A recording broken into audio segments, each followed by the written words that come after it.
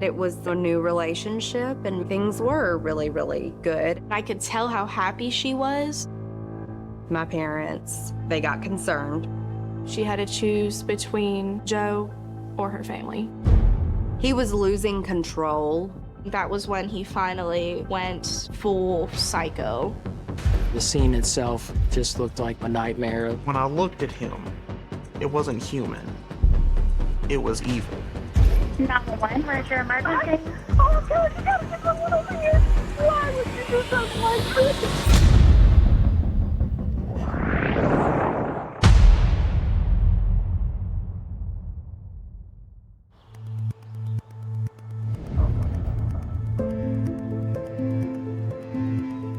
Morgantown for me has always been like a place of community. Everyone is everyone's neighbor. And honestly, like if you don't know anybody there, it won't take 5 seconds before you already have a friend. Like it's that kind of community. My mom and dad moved us here in 91, 92. It was a fabulous place to be raised. I love raising the kids there. We were all living in one house. It was my mom and papa, and then my sister, my parents, and then my mom's siblings, and then Angie's kids were there as well.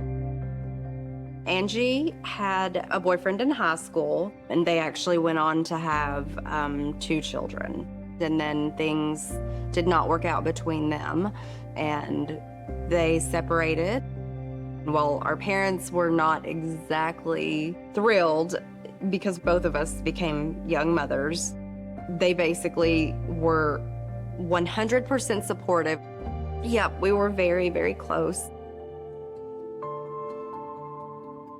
Angie was the best sister. Me and her, you know, we're only 2 years apart. With her, she was my best friend. She was free-spirited. A rainy day, she came into the room, you would never thought it was raining. Oh, Angie was a firecracker. She always had the loudest laugh. You know, that was just infectious.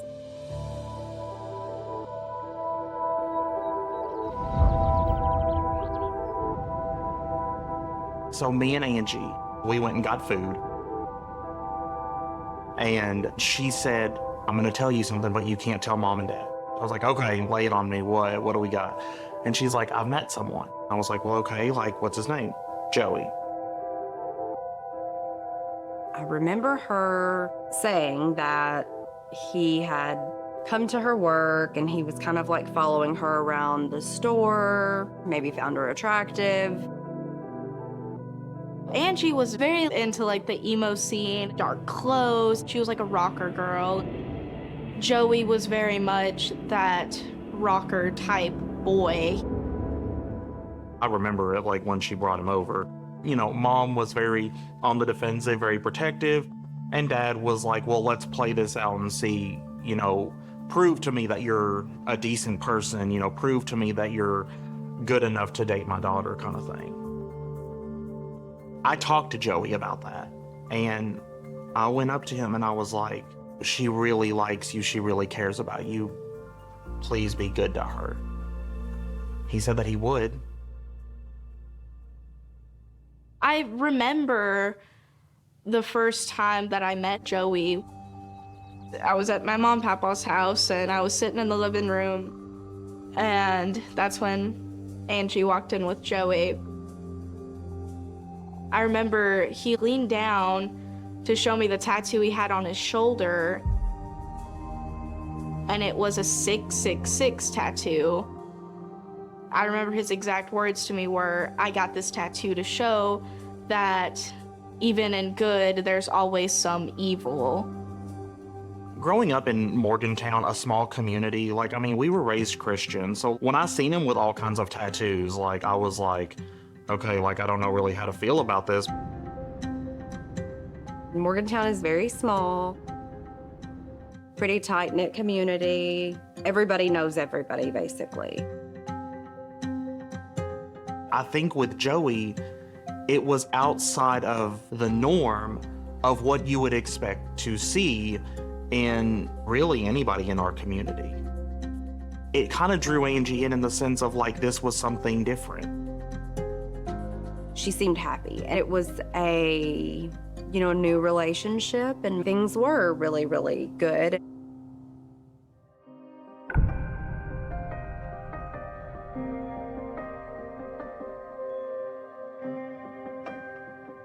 In 2012, Angie and Joey decided that they were going to get married. I asked her, "Are you sure you want to do this? Does he make you happy?" And she said, "Yeah, he does."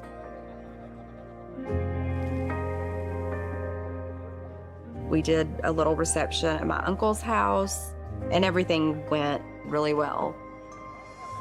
I think in the beginning, she seemed happy. He treated her older two kids okay, and I think that we were happy that she was happy. We were absolutely delighted. And nice to see, her and all the kids, just happy.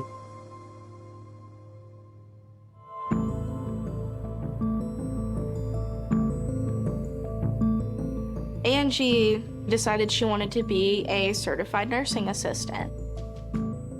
She loved it. She loved it so much.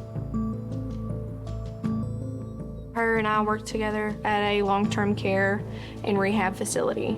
Angie not only, worked her full-time hours, but she worked overtime every single week. A lot of times we would go in together and we would actually work like doubles, which are 16-hour shifts. My sister, was working almost every day. But later on in the relationship, we started seeing he would not work. He wouldn't work. I remember he got a job one time at, I believe it was a UPS shipping facility. He worked there for maybe a few months, and then he quit. And then his reason for quitting was that it was boring, and that was it. What made me more mad than anything was that Joey would get mad when she took days off, when she didn't pick up a shift. He said it was lost money, money that she wasn't bringing in. He liked being home. He liked, only doing those bare minimal things, and that Angie not only paid all the bills, but she got to where she was even giving him an allowance. He told everybody that it was because he was a stay-at-home dad. The house never got cleaned, and I remember that. Like, I saw that. The house was a wreck. The kids were in dirty clothes. Laundry wasn't done. I wish I would have said something then. But, Angie was doing everything that she could. This man didn't even have, a driver's license. If he needed to go anywhere or needed to be dropped off, he had to wake Angie up to do it.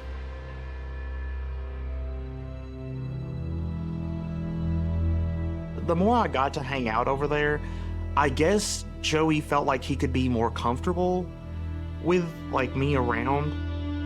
Playing on, video games, he would get, violent, yell, throw the controller. And so for me, it was if he's acting like this, now, what's he doing behind closed doors? Angie, I was like, is he violent towards you? Does he yell at you? Does he hit you? All the time it was, no, he doesn't do anything like that. Joey wouldn't do that. Something in my gut was just I don't like him. I started asking questions, and then Angie kind of lost contact with us.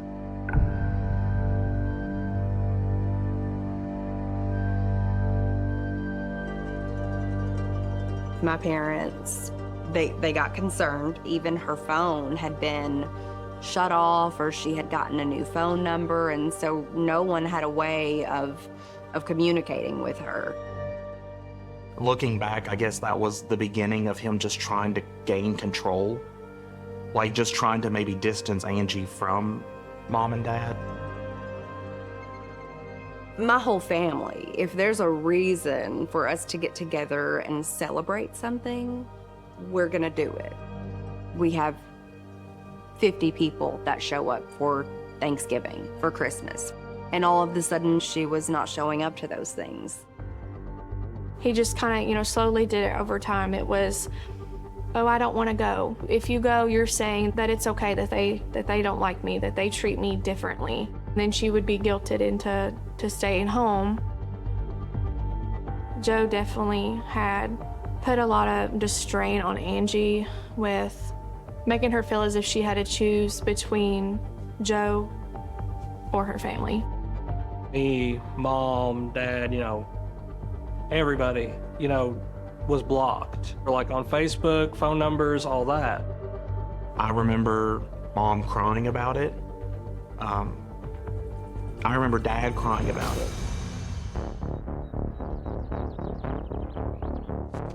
I remember they were in the church parking lot and we had pulled up to park and we went to say hi.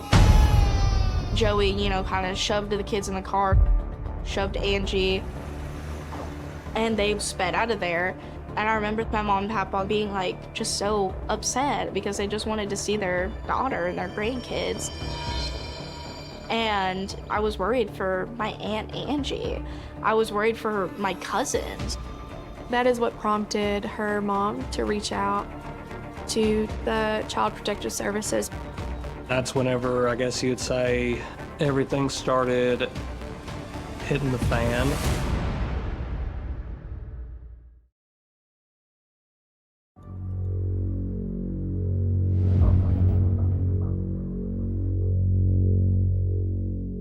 The house was a wreck. It was disgusting. It was awful. Like, honestly, if social services had seen the house like that, those kids would have been removed right then and there, no questions asked. It really did escalate because my parents were so immersed in their grandkids' lives that someone to just say, no, you're not seeing your grandkids anymore, was just heartbreaking for my parents. They were the type of grandparents that always wanted their grandkids around them. They were happiest when they had all their grandkids around them. I think for mom and dad, they feared for the safety of the kids, and I think they knew that maybe they could do something to help those babies. I think her mom thought, if I can get the kids out of there, then Angie will follow. But that didn't happen. Joe was able to really spin that and make it to where her mom was now the enemy. Her kids had practically been raised in and around my parents' home. All of a sudden, they were not allowed to be around any of our family. Mom and dad not seeing the grandbabies hurt mom and dad more than anything else.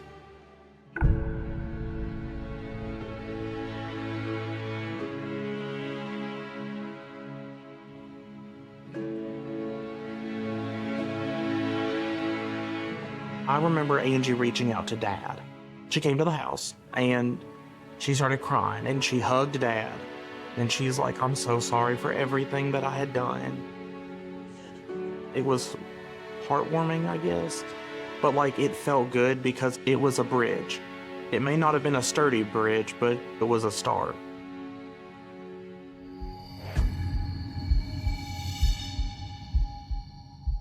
She finally started to come back around, and Joey would also come around with her. They would typically visit for about an hour at a time. It would be an hour on the dot, and Joey was, okay, it's time to go. We need to go home now. It was like she was a prisoner, and this was her hour of recess.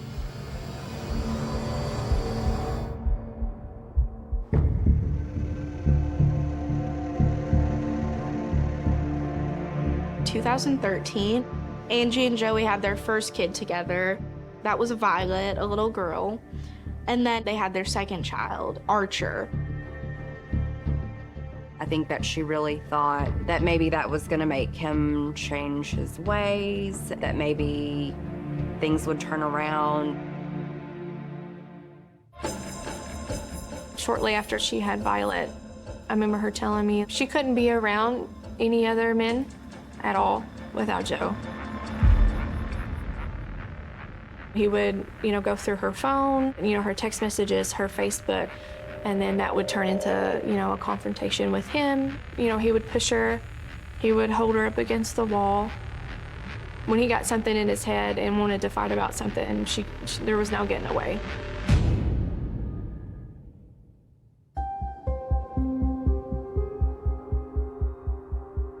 She had tried to leave before, and he would tell her that if she didn't come back or if she didn't talk to him, that he would kill himself, that it would be her fault. She did leave Joey for a very short amount of time. She moved in with Mama and Papa and all of us with her kids. That was when she started to explain, Joey is abusive. He refused to get a job, and that when she would get paid, he would take control of her paychecks and her bank accounts and basically just leave Angie with just enough money for the bills. We were all just kind of leave him. You cannot put yourself through this. You can't put your kids through this. You have to get out of this relationship. And she would be like, I'm going to. And then she ended up going back with him. It seemed like it was just a back and forth. And it became almost exhausting, where it was like they'd be okay for a couple of months. There'd be a fight. She'd leave. She'd stay at Mom and Dad's for a few days. They'd make up. It was a cycle. It was a cycle.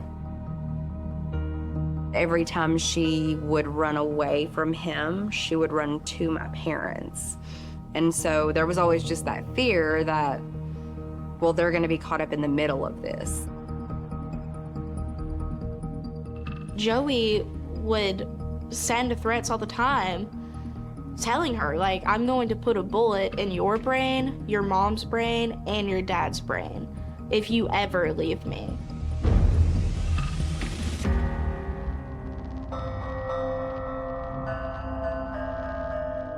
Joey came to the point where he was being more aggressive, being more violent, and Angie, she knew she couldn't do anything if she was dead. She couldn't protect her babies if she was gone. So Angie had called me on Facebook. I messaged her as soon as I had woken up. And I was like, hey, what did you call for? And then she said protection. Joe had me pinned in the bathroom. It got so bad. That was the straw that broke the camel's back. This was when she said, I've got to get out of here. I've got to do something to get out of this. I knew that he was going to do something. I knew he was going to take matters in his own hands, and I was scared for him.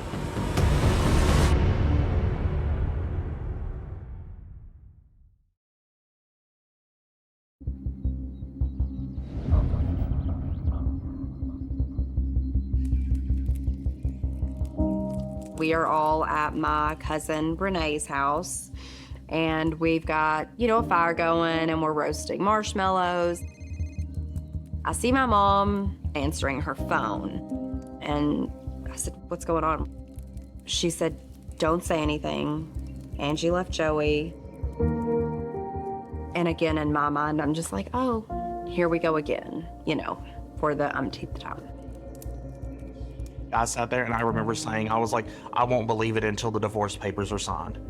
I told them that. I was like, I won't hold my breath. She was different this time, and she was done. And it was very evident that she was done.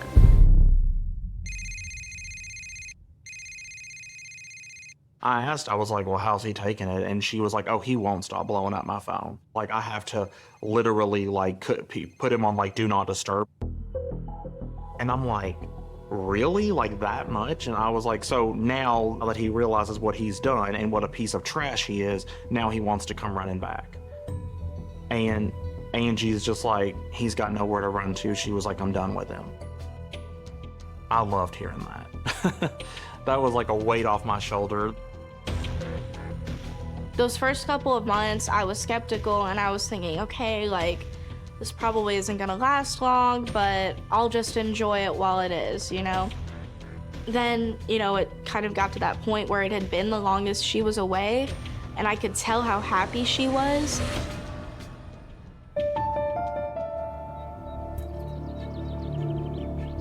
It's like 7 a.m. I'm sitting there in bed and I just, hear, a knock at my door. Then the door just opens and like she's standing there, hands on her hips. She goes, "New me. The world is my oyster." She's like, and I am finally taking a hold of my life. We were thrilled. I mean, the whole family, it was basically like a party. I mean, we were so happy that she had left him.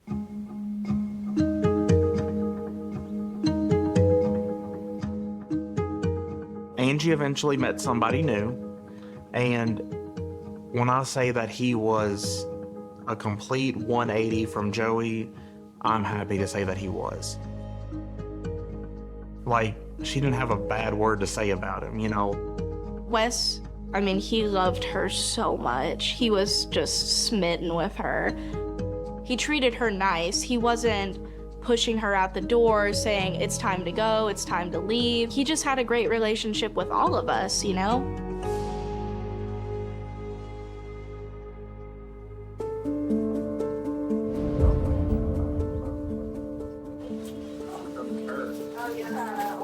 Christmas was really great. We had everybody there. And it was probably one of the most stress-free Christmases that we had, especially with Angie. We knew she was done with Joey.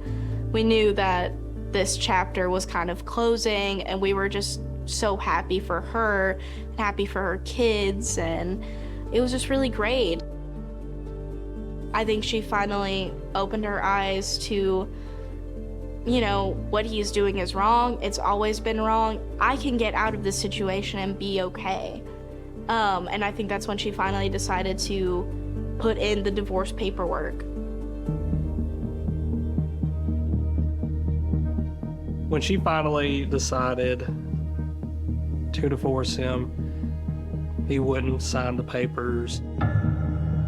But I know for a fact that she did. She had a lawyer. She had everything. She even sat there, got a new phone number, got a new bank account, everything to separate from him. His state of mind at that point when the divorce papers were coming was not good. He was angry. He was just constantly texting my sister, calling my sister, harassing my sister. When she wasn't answering, he was calling her oldest daughter. He would call her mom, and then he was calling her dad. I mean, they weren't even able to use their phones because he was just constantly calling. He was losing control at that point, I think, and that's what started to scare him.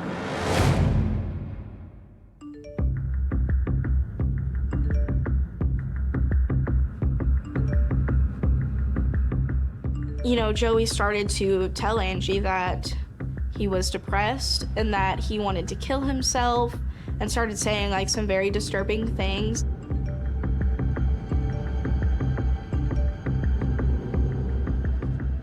He threatened to drink bleach. He also made the comment that he was going to do it whenever he had the kids.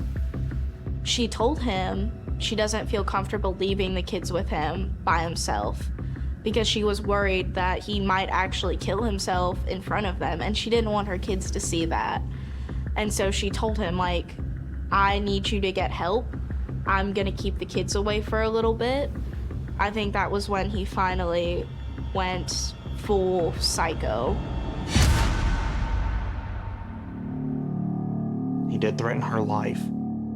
He said, like, if I can't have you, no one can. He threatened mom and dad. One point he said, if there was a real life purge, he was like, I'd go to your mom and dad's house and kill them.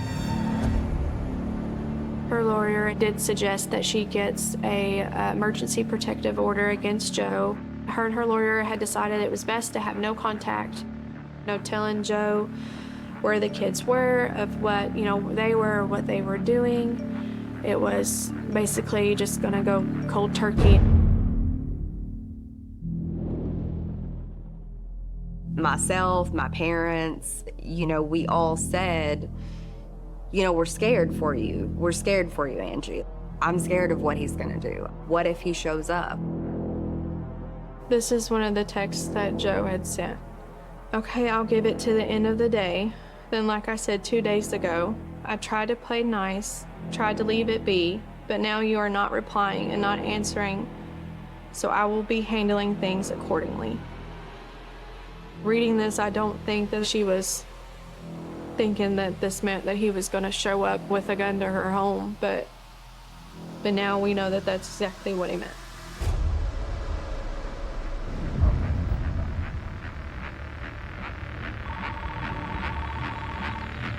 One, where's your emergency? Oh my God, my son! He just, oh God, you gotta get someone over here! Ma'am, what is your address?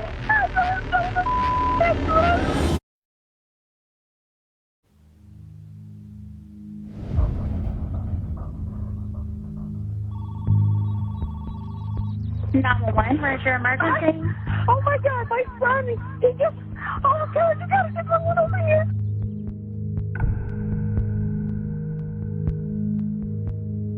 I just brought my son here to pick up the kids. Oh, why would you do something like this? Jesus Christ. Oh my God. Oh my God. Ma'am, I can't understand you. Now, is it your son that was shot or her? Her. My cousin is at home. Her husband is on fire and rescue, so he has a police scanner, and it came across that there was a male not breathing on Lonnie Snodgrass Road. They even gave the exact address. I was in my office when I got a message from my cousin. I got told that an ambulance is heading to my house. My dad had COPD, he was 79, he had health issues. I actually thought that it was something with my dad. I was working at the hospital, and my brother Jonathan calls. He sounded troubled, and he was like, Tony, I think something's going on with mom and dad. Can you go check on them? Can you go and see them? And I was like, okay, yeah. I reached my niece, and she said, Joey showed up with a gun. She said, Mama told me to grab the baby and go to the closet and lock the door.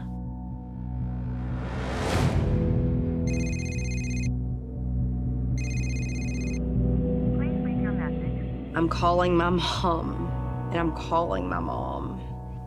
And I'm calling my mom, and she doesn't answer. I was at work that day when I got the call from the Kentucky State Police that we'd had a homicide. When I got to the home and made entry into the home, obviously it was unlike any crime scene I'd ever been to before. The current time is 11:10 at the scene of a shooting. We'll be doing a walk through the residence. As you breach the door threshold, Miss Carey was located prone on her back.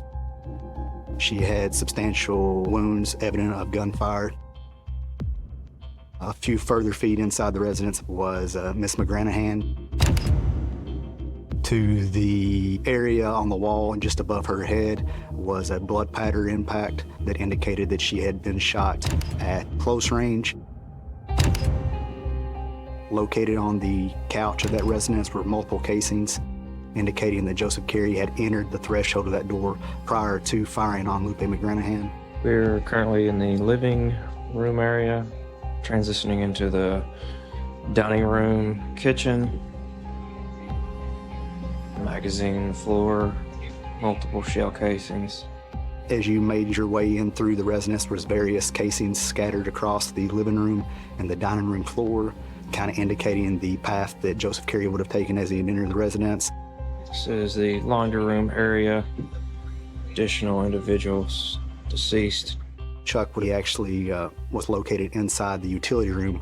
It appears that the incident was contained to the interior of the residence and the front driveway. You know, the scene itself just looked like a nightmare and a normal life of people that had been interrupted by, just a horrific event.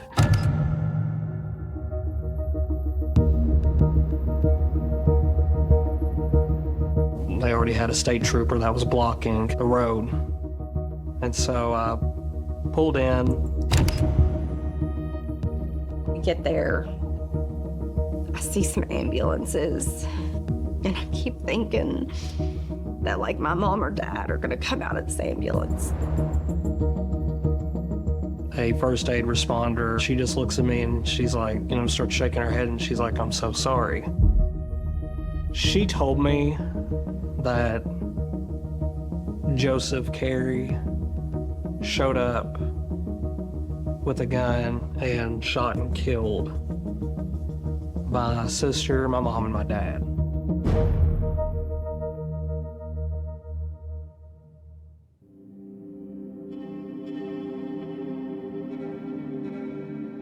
My brother comes to me and he says, "They're all gone."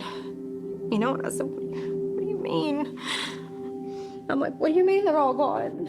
And he said, Joey showed up and they're all gone. I didn't really know what to do at that point.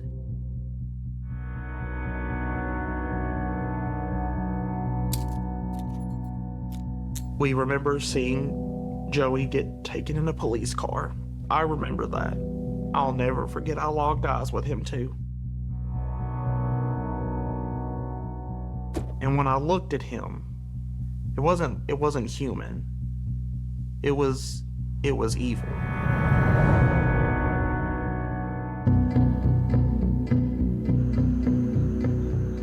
The police already had him in custody, and he was transported from the scene to a state police post where they conducted a full interview. We now needed to determine what would cause Joseph Carey to essentially execute all three individuals of his very close and immediate family.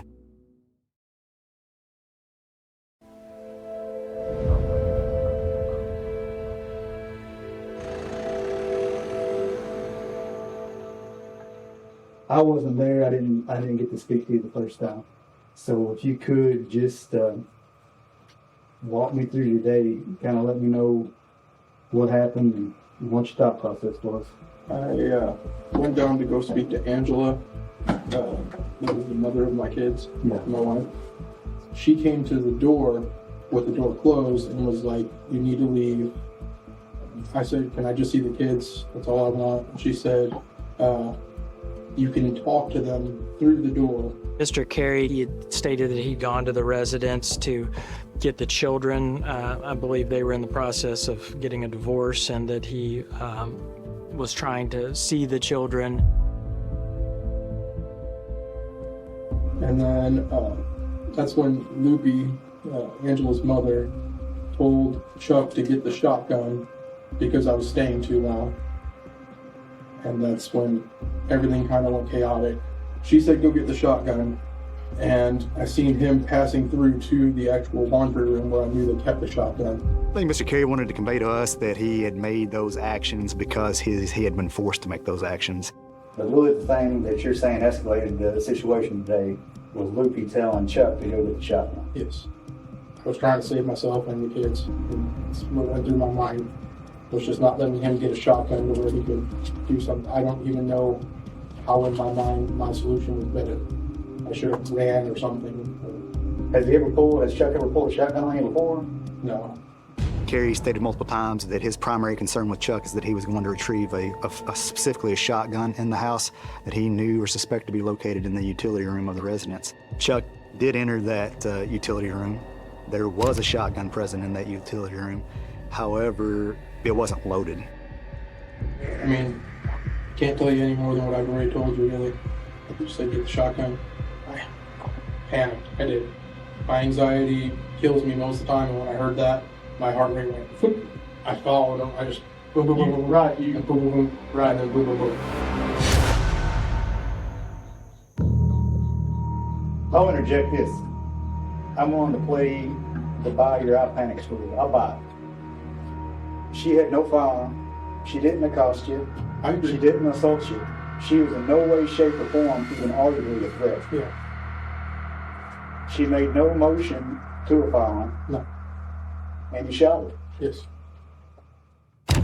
I think it's very important to remember that Angie McGranahan and Lupe McGranahan were found in very close proximity to one another, neither one of them having a gun on them, and that he had no right, Joseph Carey, to take their lives or to come in that home at all, even if he thought someone was going to get a gun. So I've been listening to what you're telling me, okay? And some of the stuff's not adding up, okay? Okay. I'll tell you right now, I'm guilty of what I did. I'm not gonna sit there and around and say I didn't hurt him or kill him. Well, I mean, we know that. What we're trying to understand is why. I'm telling you it was panic, but I ain't gonna lie to you, there's probably more to it than that. But I honestly jumped when I heard the shotgun thing. That was just after the perceived threat. Well, you was after one of three. Well, I understand that, but I'm saying that was my main goal, was to stop him. But what I'm getting at is Lupe was this way, he was this way. I get you. Your wife was here, he was this way. I get you. I think he was very much aware of the decisions that he was making while he was present. I think he was aggravated with the custody agreement, and possibly emotions were slightly elevated upon hearing that his kids would potentially be taken from him. Yeah, after I shot Chuck, I walked back by Angie, and that's when I heard the Google noise. That was bothering me a lot. And I think, I can't tell you for sure, but I do think I did shoot again to get it to stop. He was charged with 2 counts murder, 1 count murder, domestic violence, and I believe 3 counts of wanton endangerment. The Commonwealth of Kentucky is a death penalty state, and we knew most likely, just given the numbers of deceased individuals on scene, that would most definitely be something pursued by the Commonwealth's office. When the suggestion of death penalty came up for Joey, I was in full support of it. The sooner he's dead, the better.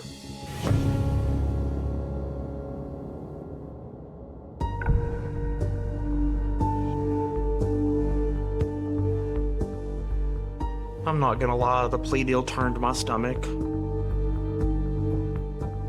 After the evil you committed, you somehow still think that you're worthy of a plea. It was only after Blake explained that with a plea deal, it's done, it's over, there was no appealing. It was life in prison without the possibility of parole. In looking at intent in a case like this, of what Mr. Carey's intent might have been, I believe he went to that residence to kill Angie McGranahan. I believe that Lupe and Chuck's deaths were just a result of them being in the wrong place at the wrong time. Joseph Carey shot Angie simply because she made it very clear that he was not going to have access to the children. It was obvious that this was really just a cold-blooded, brutal murder of 3 people, 3 lives taken away from a family. that just really added another level to me of evil.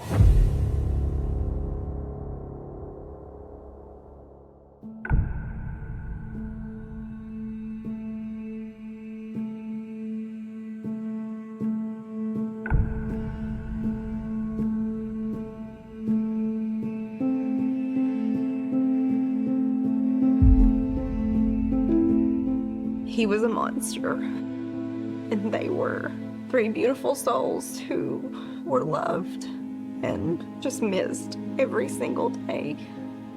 And every day is hard without them, even now. They were definitely a safety net for me. You know, I felt like I was a tightrope walker, you know, and if I did fall, like, they were there. My sister lived for her kids and ultimately died for her kids. And there's no greater sacrifice, you know.